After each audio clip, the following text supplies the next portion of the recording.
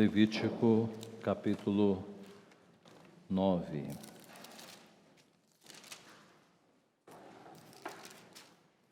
Vamos ler todo o capítulo. Levítico, capítulo 9. Diz assim a santa, inerrante e perfeita palavra do Senhor. Ao 8º dia, chamou Moisés a Arão e a seus filhos e aos anciãos de Israel e disse a Arão: Toma um bezerro para oferta pelo pecado e um carneiro para o holocausto, ambos sem defeito, e traze-os perante o Senhor. Depois dirás aos filhos de Israel: Tomai um bode para oferta pelo pecado, um bezerro e um cordeiro, ambos de 1 ano e sem defeito, como holocausto, e um boi e um carneiro por oferta pacífica para sacrificar perante o Senhor, e oferta de manjares amassada com azeite, porquanto hoje o Senhor vos aparecerá. Então trouxeram o que ordenara Moisés diante da tenda da congregação, e chegou-se toda a congregação e se pôs perante o Senhor. Disse Moisés: Esta coisa que o Senhor ordenou fareis, e a glória do Senhor vos aparecerá. Depois disse Moisés a Arão: Chega-te ao altar, faze a tua oferta pelo pecado e o teu holocausto, e faze expiação por ti e pelo povo. Depois faze a oferta do povo e a expiação por ele, como ordenou o Senhor. Chegou-se, pois, Arão ao altar e imolou o bezerro da oferta pelo pecado, que era por si mesmo. Os filhos de Arão trouxeram-lhe o sangue, ele molhou o dedo no sangue e o pôs sobre os chifres do altar, e o resto do sangue derramou à base do altar. Mas a gordura e os rins e o redenho do fígado da oferta pelo pecado queimou sobre o altar, como o Senhor ordenara a Moisés. Porém a carne e o couro queimou fora do arraial. Depois imolou o holocausto, e os filhos de Arão lhe entregaram o sangue, e ele o aspergiu sobre o altar em redor. Também lhe entregaram o holocausto nos seus pedaços, com a cabeça, e queimou-o sobre o altar. E lavou as entranhas e as pernas, e as queimou sobre o holocausto no altar. Depois fez chegar a oferta do povo, e tomando o bode da oferta pelo pecado, que era pelo povo, o imolou, e o preparou por oferta pelo pecado, como fizera com o primeiro. Também fez chegar o holocausto e ofereceu o segundo rito. Fez chegar a oferta de manjares, e dela tomou um punhado, e queimou sobre o altar, além do holocausto da manhã. Depois imolou o boi e o carneiro em sacrifício pacífico, que era pelo povo, e os filhos de Arão entregaram-lhe o sangue, que aspergiu sobre o altar em redor, como também a gordura do boi, do carneiro, e a cauda, e o que cobre as entranhas, e os rins, e o redenho do fígado. E puseram a gordura sobre o peito, e ele a queimou sobre o altar. Mas o peito e a coxa direita Arão moveu por oferta movida perante o Senhor, como Moisés tinha ordenado. Depois Arão levantou as mãos para o povo e o abençoou, e desceu, havendo feito a oferta pelo pecado e o holocausto e a oferta pacífica. Então entraram Moisés e Arão na tenda da congregação e, saindo, abençoaram o povo, e a glória do Senhor apareceu a todo o povo.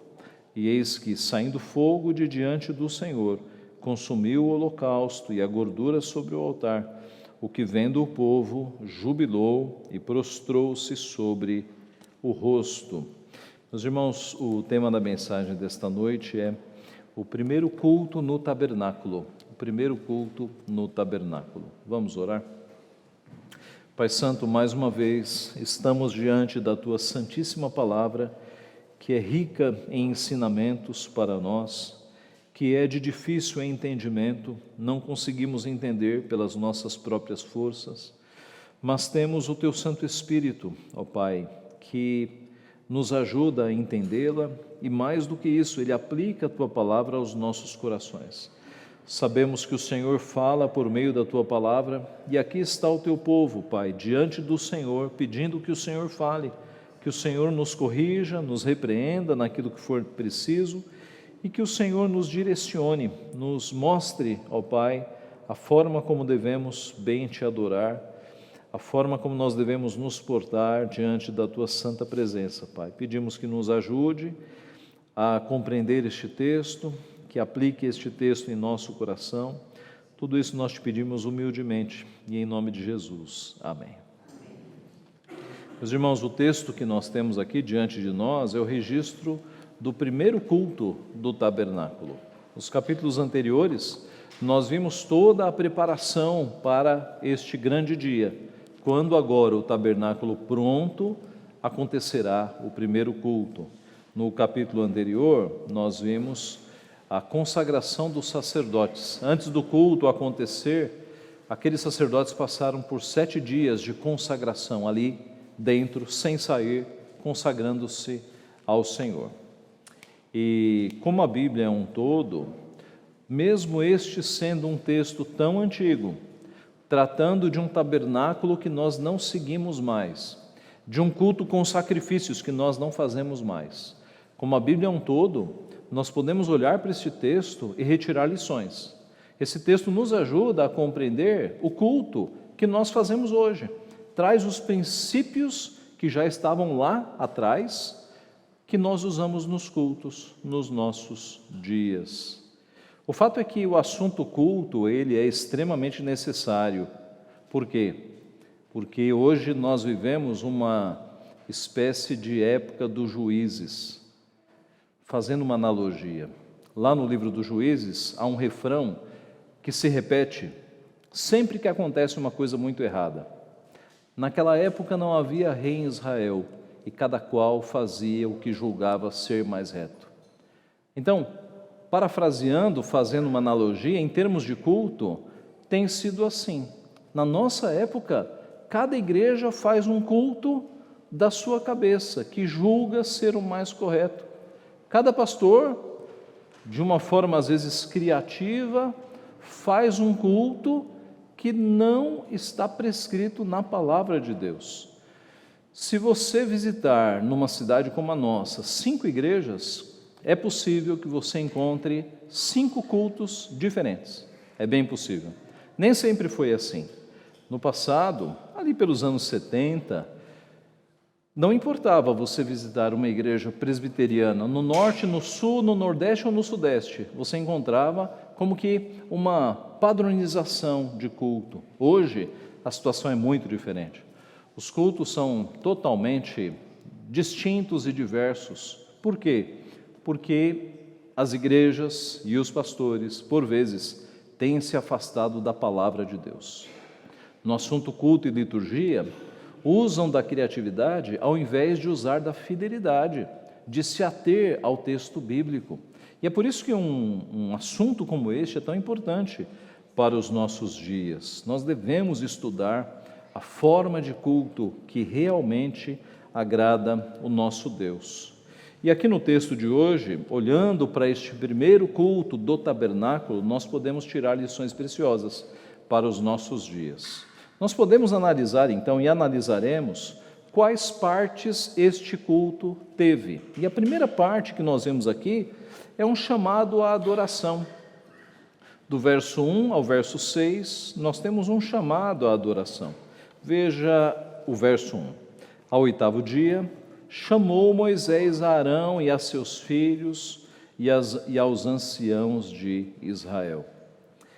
É interessante que o texto começa ao 8º dia, o dia seguinte aos 7 dias de consagração pelo qual os sacerdotes passaram, como nós vimos no domingo passado. Agora observe a expressão 8º dia, porque ela se repete algumas vezes no Antigo Testamento. O 8º dia, o 8º dia. É muito interessante isso aqui. O primogênito de bois e ovelhas, ele permanecia com a sua mãe durante 7 dias, ele não poderia ser oferecido um filhote de animal como sacrifício antes do 8º dia. Era no 8º dia, do 8º dia para frente, que ele poderia ser oferecido. Talvez você tenha se lembrado da circuncisão. Ao 8º dia de vida, era que o garoto passava pela circuncisão para entrar formalmente na igreja visível, no povo de Deus, o sinal da aliança do Antigo Testamento. O 8º dia era o tempo para a purificação quando um israelita se apresentasse impuro cerimonialmente, era depois de 7 dias de purificação, era no 8º dia que ele deveria apresentar-se para ser purificado. Meus irmãos, muitas vezes aparece no Antigo Testamento a menção ao 8º dia. E o que é o 8º dia numa semana de 7? É o primeiro dia, é o primeiro dia. Alguns ritos do Antigo Testamento aconteciam no 8º dia. Era uma forma diferente de dizer o primeiro dia da semana.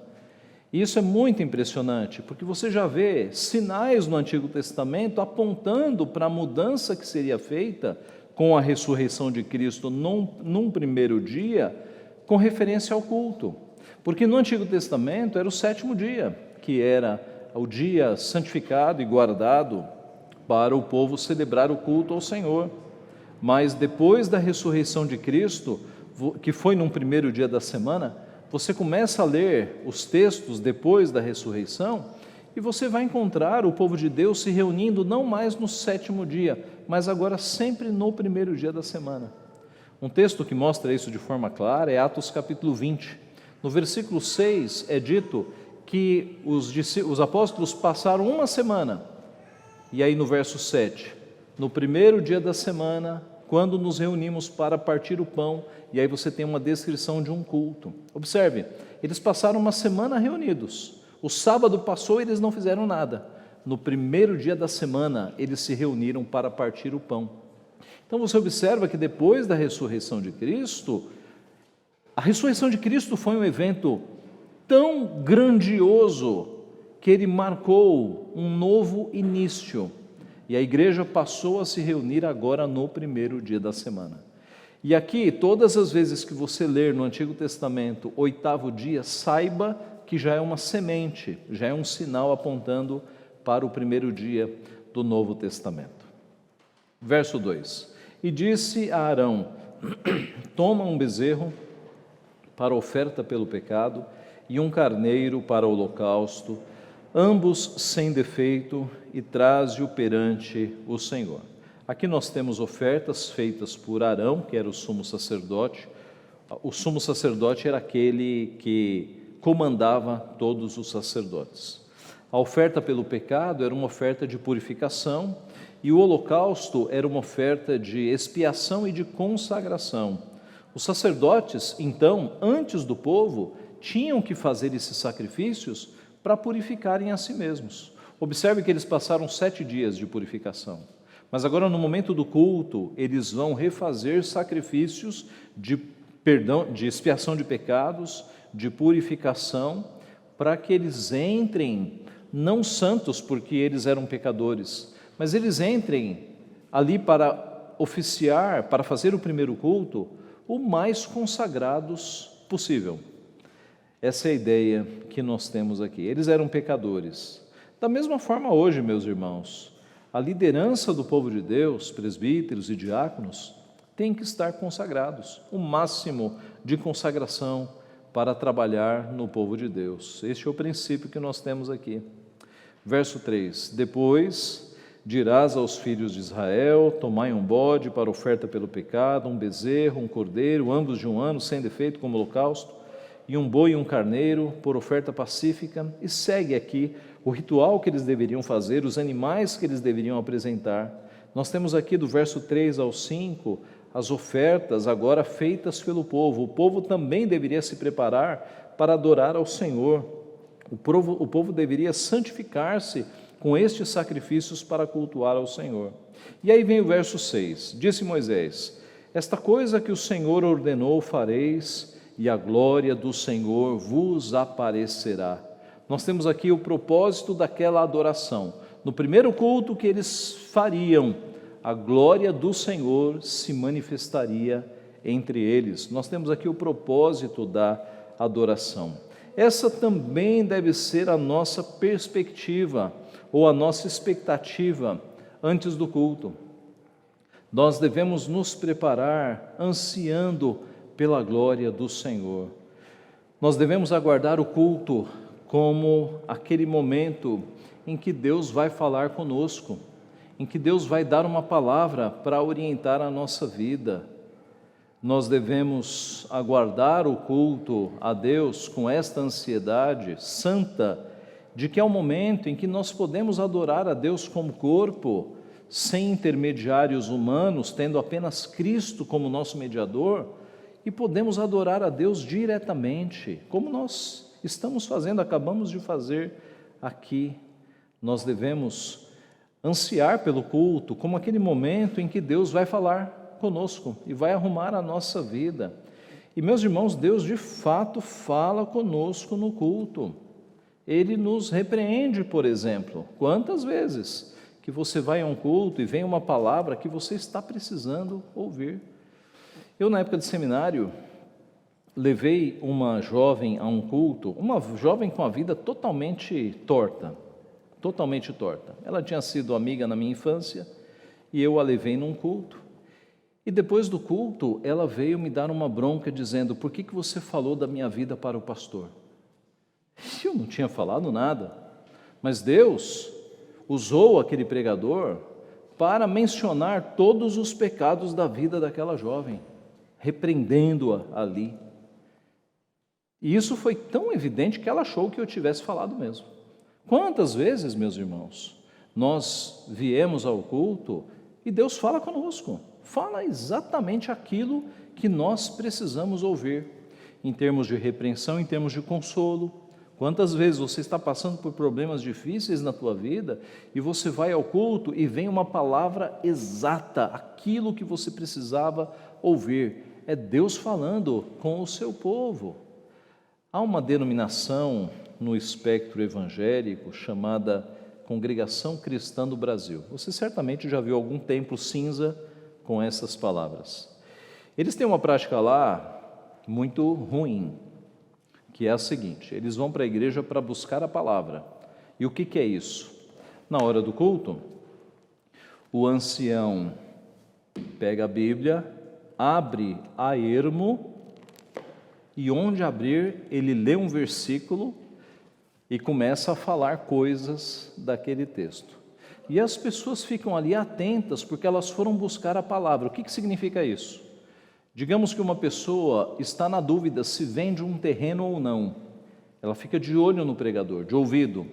Se em algum momento o ancião falar comprou ou compra, aí ele pega o código: olha, peguei a palavra, eu devo comprar ou eu devo vender. Isso, irmãos, Deus não nos chamou para nós fazermos isso, né? Porque o ancião abre e, sem estudo nenhum, ele pega um versículo aqui a ermo e começa a falar, e as pessoas direcionam as decisões da vida delas com base nisso. Você pode imaginar os desastres que acontecem, porque Deus não se revela assim. Mas por que eu estou falando isso? Porque o impulso de nós irmos à igreja para ouvirmos Deus falando, esse impulso é bom, nós deveríamos agir assim. Nós deveríamos ir à igreja pensando: Deus vai falar comigo nesta noite, seja para me repreender, para me consolar, para me orientar, mas a palavra de Deus não volta vazia. Seja quem for que esteja aqui falando, ele é boca de Deus para falar ao povo. Nós cremos nisso, nós cremos que Deus fala conosco.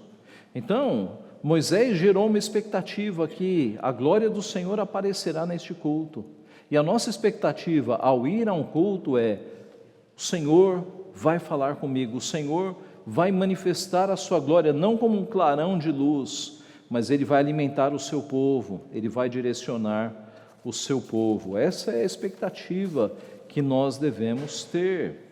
O texto aqui está falando então de todos os preparativos que são necessários para o culto. E eu aproveito, meus irmãos, para falar de alguns preparativos que nós, na nova aliança, devemos ter, que mostram o nosso zelo para com o culto. A Confissão de Fé de Westminster fala que o domingo é mais santificado quando nós preparamos o nosso coração e quando nos organizamos para fazer todo o nosso trabalho de segunda a sábado. Então este é um primeiro elemento. Você deixar o dia do Senhor para o Senhor, para as coisas do Senhor. Você se organizar para cuidar de tudo que você tem que fazer de segunda a sábado e deixar o domingo como um dia para descansar, para ir na igreja, para descansar o seu espírito, a sua alma diante do Senhor. Isso é uma santa preparação, não é? Então isso requer que nós, já no sábado, não durmamos às 2, 3 horas da madrugada, mas que nós durmamos o número de horas, e cada um tem o seu número de horas, né, que sente que fica descansado, mas para no domingo você aproveitar a palavra de Deus, para você aproveitar ao máximo. Há várias recomendações que nós podemos fazer quanto ao dia do Senhor. Pontualidade, tente chegar antes, tente deixar os últimos lugares para as crianças ou para aqueles que precisam sair rápido, ou para aqueles que tiveram um problema e chegaram mais tarde. Algumas recomendações, meus irmãos, importantes. Mantenha silêncio e oração.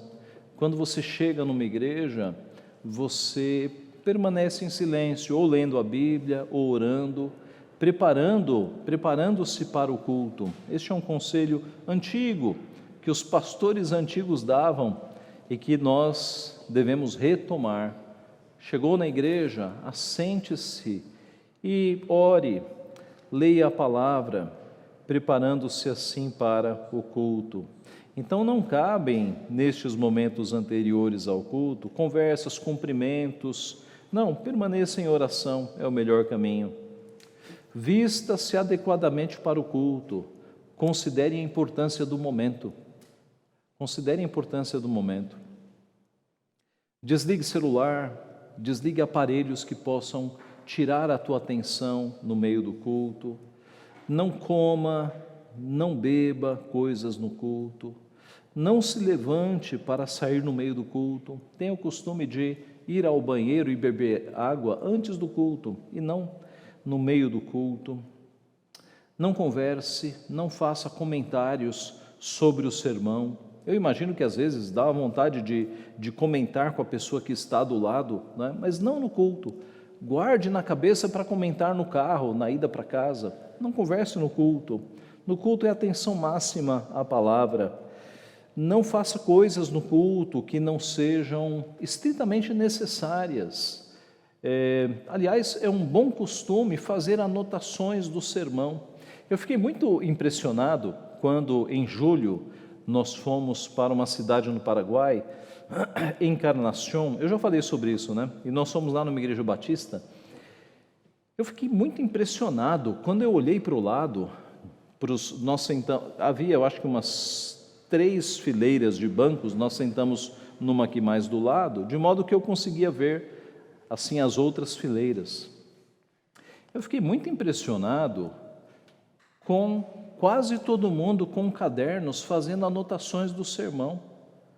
Aquilo para mim me deu um sinal de interesse, as pessoas anotando o que o pastor estava falando, e eu não vi nenhum celular, e eu pensei, o pastor proíbe celular nessa igreja. Aí, na hora do almoço, nós fomos almoçar juntos, eles nos receberam muito calorosamente, e eu falei para o pastor, o senhor já deu uma palavra sobre celular na igreja, né? Aí ele, não, nunca dei, nunca precisei. E eu pensei, uau, ele nunca falou sobre isso, e eu não vi um celular na hora do culto, todo mundo com um caderno, fazendo anotações. Então essa é uma prática muito boa, meus irmãos, você anotar o tema do sermão, os principais pontos, porque a gente sabe como a nossa cabeça é fraca, não é? Isso é uma prática muito boa. E outra coisa, finalizando esses conselhos, em eventos como batismo, pública profissão de fé, ordenação de oficiais, casamentos, em que nós costumamos tirar fotografias para guardar, não é? É comum isso. Se você for fotografar, seja o mais discreto possível, Preferencialmente, tire a foto ali da galeria ou de algum banco aqui na frente, mas com a máxima discrição. Por quê? Porque o importante é o culto, não é a fotografia. O importante é o evento, não é a fotografia. E a nossa geração acha, ou a nova geração, a geração velha também, que o mais importante é a fotografia, é o filme. Às vezes a pessoa está perdendo o que está acontecendo, reduzindo a uma telinha.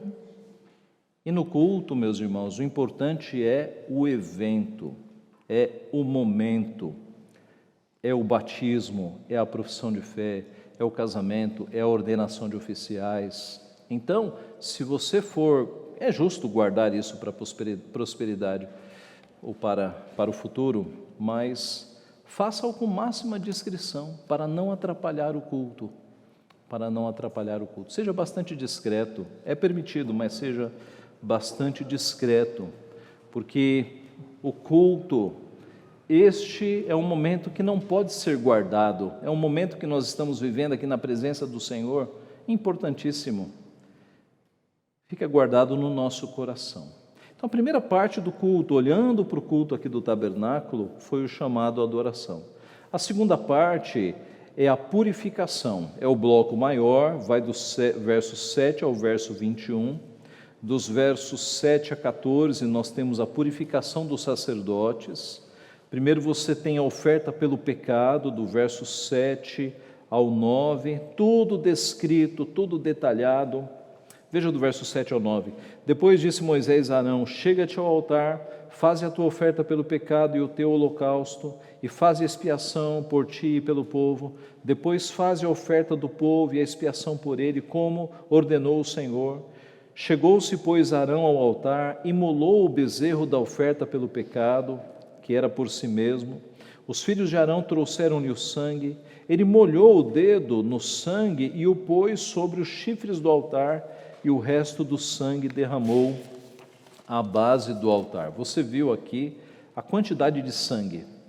Sangue colocado nos chifres do altar. O que é isso? O altar onde se fazia os sacrifícios, que era um móvel maior, na parte de cima, nas pontas, você tinha, digamos, nos ângulos do quadrado, porque o altar era quadrado, você tinha como que chamado de chifres, mas eram pontas. Nos 4 cantos você tinha essas pontas. Para cerimônias como essa, quando o sumo sacerdote pegava sangue e colocava nas pontas do altar. No domingo passado nós vimos na consagração, sangue sendo colocado nas orelhas, na mão, nos pés, como que uma consagração total do sacerdote. E agora o altar está sendo consagrado também, com sangue sendo colocado nas suas pontas, sangue sendo derramado na base do altar. Por que tanto sangue? Porque sem derramamento de sangue não há remissão de pecados. Deus escolheu o sangue como aquele elemento para a purificação dos pecados. Depois você tem aqui no verso 10, mas a gordura e os rins e o redenho do fígado da oferta pelo pecado queimou sobre o altar, como o Senhor ordenara a Moisés, porém a carne e o couro queimou fora do arraial. Aqui nós temos algo muito interessante, porque as partes melhores do animal, em outros sacrifícios, eram comidas pelos sacerdotes, era carne. Depois eles se alimentavam, eles assavam essa carne e se alimentavam da carne. O couro do animal era reservado em outros sacrifícios, em ofertas pacíficas. O couro, que valia dinheiro, era reservado para o sacerdote. Depois o sacerdote podia vender esse couro para ajudar no seu sustento. Aliás, o trabalho dos sacerdotes era voluntário, mas aqui não. Aqui no rito de oferta pelo pecado, eles não poderiam comer esta carne boa, ela tinha que ser queimada fora, e o couro também tinha que ser queimado. Qual é o princípio que nós temos aqui? Quando o sacrifício é por causa de um pecado, eu não tenho nenhum proveito nas coisas que eu usei para o sacrifício. Eu tenho que queimar tudo. Eu não me aproveito de algo que foi gerado pelo meu pecado. Esta é a ideia, meus irmãos. Aplicando aos nossos dias, podemos exemplificar assim: quando nós cometemos um pecado, faz parte do arrependimento se desfazer de um possível lucro que nós tivemos pelo pecado, de um possível ganho que nós tivemos pelo pecado. Então, um exemplo: eu consegui um emprego mentindo, eu consegui um emprego falsificando um diploma. Eu falsifiquei lá um diploma dizendo que eu tenho mestrado ou doutorado e eu não tenho. Já vimos isso na história recente do Brasil, não é? Já vimos. E aí eu fui contratado com base nisso. Aí Deus quebranta o meu coração, eu me arrependo e eu faço o quê? Eu vou lá no trabalho e falo: olha, eu menti, eu falsifiquei, eu estou confessando a vocês e eu estou aqui pedindo as contas. Veja, irmãos, faz parte do arrependimento você não lucrar com a sua mentira. Um outro exemplo: alguém rouba, seja no trabalho, seja na escola, Deus o quebranta, a pessoa se arrepende e ela vai até a escola ou ao trabalho confessar o crime, digamos, a infração, seja acadêmica, na escola, etc., e ela diz: eu estou pronto para sofrer as consequências. É assim, meus irmãos, arrependimento é assim. Não confie num arrependimento que você quer fugir das consequências. Não confie. O verdadeiro arrependimento é aquele que te leva a falar assim: eu pequei e tudo o que Deus fizer será justo. Eu preciso sofrer as consequências. Isso é arrependimento verdadeiro. Um arrependimento que, primeiro, você não se entregou, você foi pego. Segundo, você tenta fugir das punições. Isso não é arrependimento. Na teologia há uma palavra para diferenciar isso: contrição e atrição. Contrição é quando, mesmo sem ter sido pego, Deus quebranta o teu coração e você confessa o pecado por amor a Deus. Atrição é quando alguém te pega. Aí você confessa com medo da pena, não porque o teu coração foi quebrantado, percebe? Deus quer de nós contrição. Deus quer de nós profundo arrependimento e tristeza, não com medo das consequências, mas porque nós magoamos a Deus. Então, quando nós fazemos algo errado e Deus trabalha no nosso coração para mostrar que nós erramos, faz parte do arrependimento você consertar as coisas com as pessoas ou com as instituições que foram afetadas. Nós temos um exemplo aqui nessa igreja, muitos anos atrás, que eu não peguei, mas os irmãos mais velhos me contaram sobre isso, de alguém que veio aqui na igreja e tinha contas a prestar com a justiça.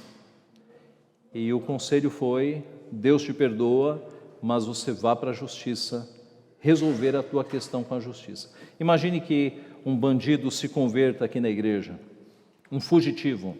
Esse tem que ser o conselho. Deus te perdoa, o sangue de Cristo lava os teus pecados completamente. Agora você vá até a justiça e se entregue, porque você está com débitos para com a sociedade. Você tem que fazer isso. Então, o princípio que nós temos aqui, quando na oferta do pecado não havia nenhum benefício, o couro não poderia ser salvo, as carnes boas não seriam comidas, o princípio é este: nós não podemos lucrar com o pecado. O pecado tem que ser totalmente queimado, devemos devolver as coisas e sofrer as consequências. O verso 12, meus irmãos: depois imolou o holocausto e os filhos de Arão lhe entregaram o sangue e o aspergiu sobre o altar em redor. Também lhe entregaram o holocausto nos seus pedaços com a cabeça e queimou sobre o altar e lavou as entranhas e as pernas e as queimou sobre o holocausto no altar. O holocausto era aquele sacrifício em que o animal inteiro era queimado, representando total consagração, nós já vimos isso. E com estes dois sacrifícios, os sacerdotes estavam então purificados diante de Deus. A seguir, nós temos a purificação do povo, do verso 15 ao 16, nós temos as ofertas pelo pecado e holocausto pelo povo. Depois você tem no verso 17 uma oferta de manjares, que é a oferta de grãos que nós já conhecemos, que era uma oferta que não tinha sangue, porque eram grãos, e que representavam comunhão com Deus. Então o povo também passava por esta oferta. Verso 19 a 21, nós temos sacrifícios pacíficos. O sacrifício pacífico era um rito de comunhão, que no final do sacrifício pacífico havia uma refeição pactual, em que os sacerdotes todos, agora sim, eles poderiam pegar carne, assar e se alimentar. Era uma refeição pactual, uma refeição pactual. É o que nós temos no nosso culto também.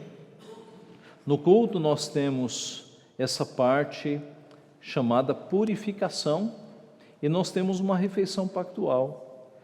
A purificação no nosso culto, meus irmãos, ela se dá naquela parte do culto que nós fizemos hoje, em que a lei é lida, depois há uma oração de confissão de pecados e vem a palavra de Deus mostrando que nós estamos perdoados. São 3 elementos, é o que nós chamamos de rito ou ciclo da confissão.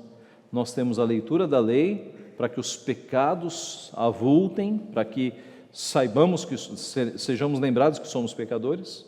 Aí nós temos uma oração de confissão de pecados e nós temos a segunda parte e a terceira parte, a palavra de Deus dizendo que nós estamos perdoados. Então esse ritual de purificação nós temos nos cultos atuais e nós temos também no nosso culto uma refeição pactual, que hoje à noite a teremos, que é a ceia do Senhor. No culto nós temos uma refeição que aponta para a nova aliança, no caso deles, a manifestação da dispensação antiga da aliança, e aqui nós temos a nova aliança. Então, nos cultos de hoje, a semelhança do primeiro culto, nós temos um momento também de purificação. E por fim, nós temos o momento da adoração em si.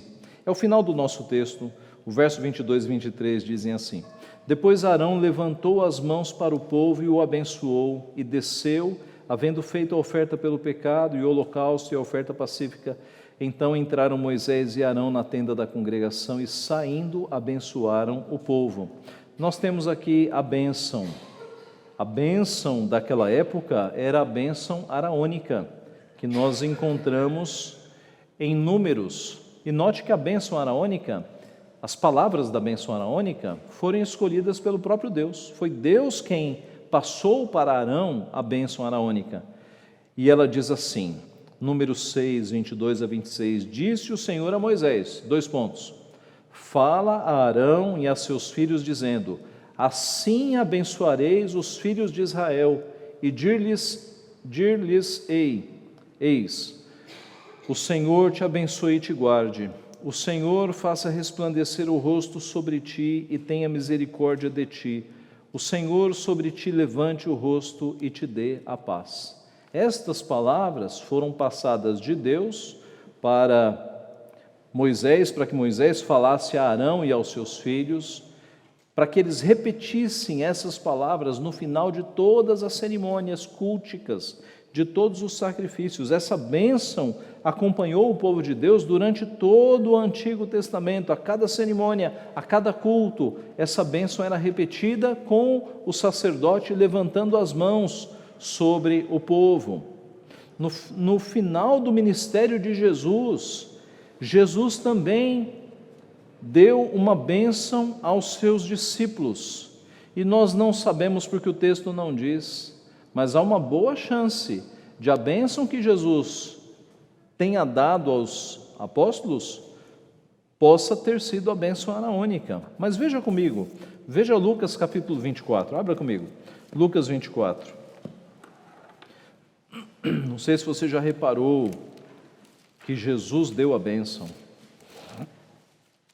Lucas 24, verso 50. Lucas 24, 50.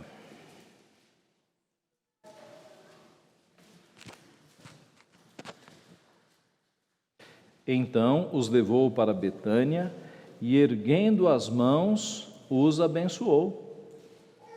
Olha aqui, a imagem que nós temos de Arão no Antigo Testamento, erguendo as mãos e abençoando, é a imagem que nós temos aqui de Cristo, erguendo as mãos, os abençoou. Aconteceu que enquanto os abençoava, ia se retirando deles, sendo elevado para o céu.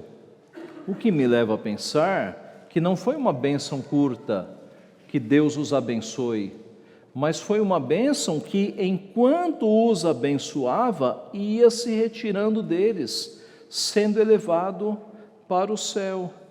Então eles, adorando-o, voltaram para Jerusalém, tomados de grande júbilo, e estavam sempre no templo, louvando a Deus.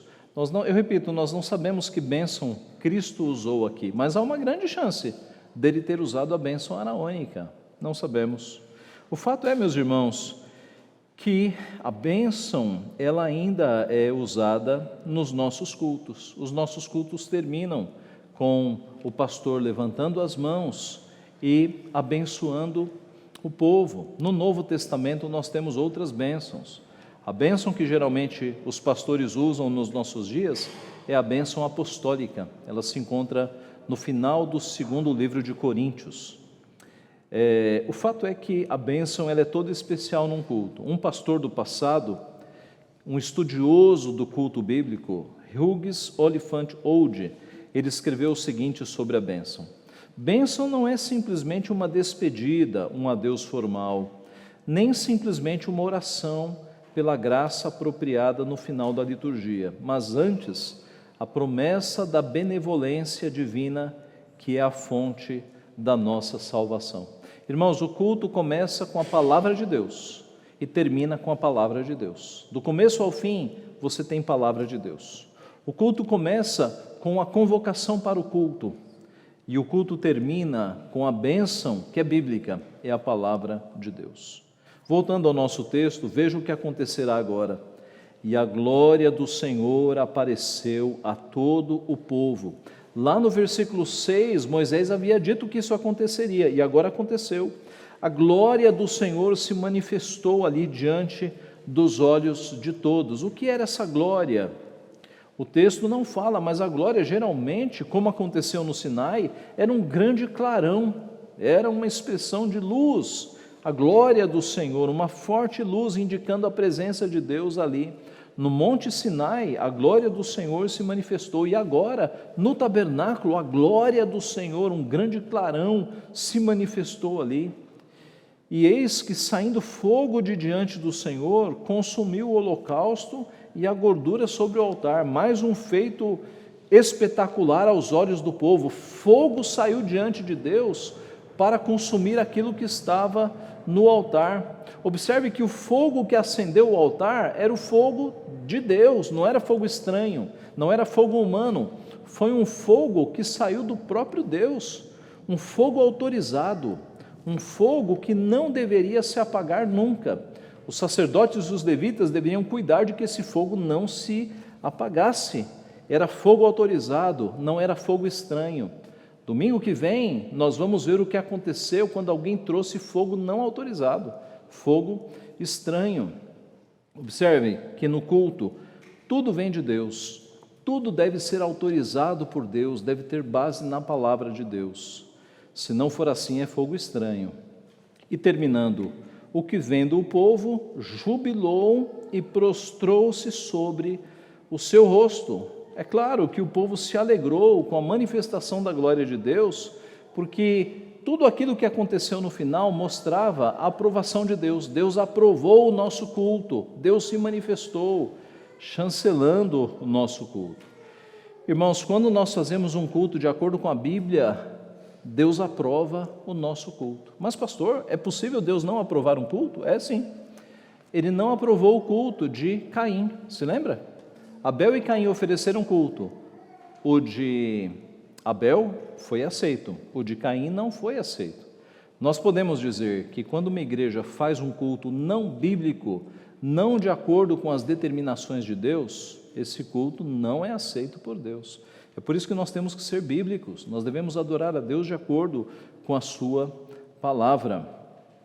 Diz o texto que o povo prostrou-se sobre o rosto. Esta era uma manifestação típica de adoração no Antigo Testamento, prostrar-se. Aliás, uma das palavras para adoração na Bíblia tem esse sentido de prostrar-se, prostrar-se. O povo então adorou. Irmãos, concluindo, o cenário nos nossos dias sobre culto é bastante perigoso, porque você tem cada um fazendo culto que às vezes é feito para agradar pessoas e não para agradar a Deus. Há alguns modismos no meio evangélico que mostram isso, né? Cultos que são feitos mais para agradar as pessoas do que para agradar a Deus. Nós vimos nesta noite que, olhando para este primeiro culto, nós temos elementos que já fazemos no culto até hoje, chamado adoração, purificação, adoração. Na nova aliança, estas três partes estão incluídas no nosso culto. Na nova aliança, nós não temos mais sacrifícios de animais, porque Cristo foi o Cordeiro de Deus que tirou o pecado do mundo, que tira o pecado do mundo. Então, Cristo foi a última gota de sangue, nós não sacrificamos mais animais. Na nova aliança, nós não temos mais o clarão da glória de Deus, mas nós temos algo melhor e maior. Nós temos a presença espiritual de Jesus Cristo entre nós. O apóstolo João, que conviveu com Jesus, ele registrou as seguintes palavras: o Verbo se fez carne e habitou entre nós, cheio de graça e de verdade, e vimos a sua glória, glória como do unigênito do Pai. A palavra em português aqui, nossa, habitou, na língua grega em que foi escrito, ela tem o sentido de levantar uma tenda ou tabernacular. É um texto que nos remete imediatamente para o tabernáculo. E o texto está falando de quem? De Cristo. Cristo habitou entre nós, tabernaculou entre nós. No Antigo Testamento, o tabernáculo era um sinal da presença de Deus no meio do povo. O povo estava com as suas tendas e havia uma grande tenda, um tabernáculo, no meio do povo. Na nova aliança, nós não temos mais uma tenda, nós temos o próprio Cristo. O próprio Cristo se manifestou entre nós fisicamente e está entre nós espiritualmente, e vimos a sua glória. Lá no tabernáculo eles viram glória. Aqui com Cristo entre nós, nós vemos a sua glória nos seus atos. Mas eis que chegará um dia em que nós veremos a sua glória mesmo, em que nós veremos Cristo com os nossos próprios olhos. Essa é a nossa bendita esperança. Um dia nós o veremos glorioso, como a visão que João teve do Apocalipse.